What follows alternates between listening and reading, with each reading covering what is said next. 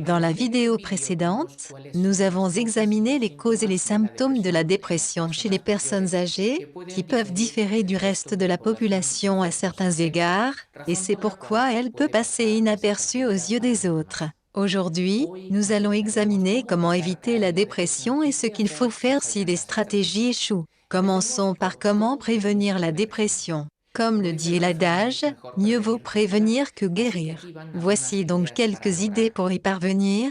Il est important de prévoir les changements importants dans votre vie, comme la retraite ou le déménagement de la maison où vous vivez depuis de nombreuses années. Il est essentiel de rester en contact avec votre famille et vos amis, ainsi que de leur dire si vous êtes triste. Il s'agit de se sentir écouté et soutenu.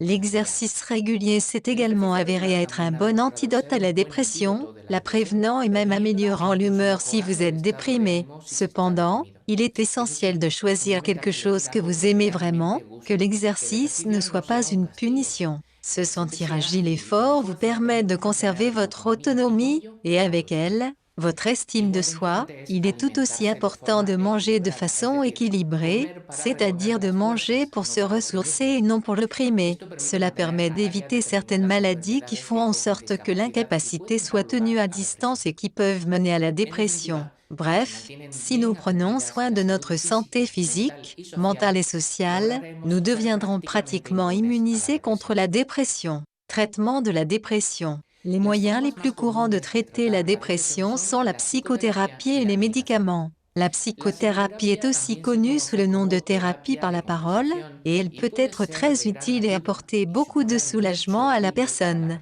Il faut habituellement compter au moins 10 semaines, mais elle doit être adaptée aux besoins de chacun. La conversation peut tourner autour du changement des schémas de pensée ou des comportements négatifs, thérapie cognitivo-comportementale, de l'amélioration des relations problématiques, thérapie interpersonnelle, ou de la résolution de situations difficiles, thérapie de résolution de problèmes. Quant aux médicaments, ils peuvent aider à améliorer la façon dont le cerveau utilise certains produits chimiques qui régulent l'humeur ou le stress. Toutefois, comme dans bien d'autres cas, il sera nécessaire d'en essayer plus d'un et de choisir le médicament ou l'ensemble de médicaments qui présentent le meilleur rapport risques-avantages. Ces médicaments prennent habituellement de 2 à 4 semaines à agir, et les symptômes liés au sommeil, à l'appétit ou à la concentration s'améliorent souvent plutôt que l'humeur. Il faut donc faire preuve d'un minimum de patience avant de conclure que cela ne fonctionne pas.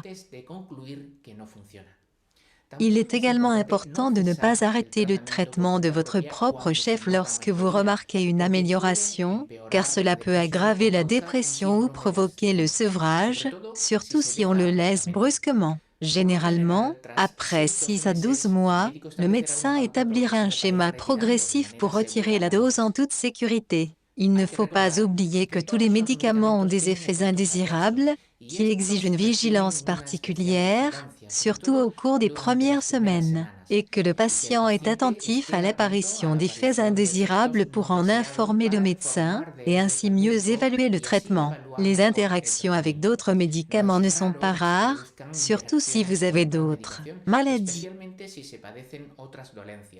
Soyez prudent avec les herbes médicinales, parce qu'elles peuvent compliquer le traitement beaucoup, et plus si c'est fait derrière le dos du médecin. Et jusqu'ici aujourd'hui, merci beaucoup, et jusqu'à présent la prochaine vidéo.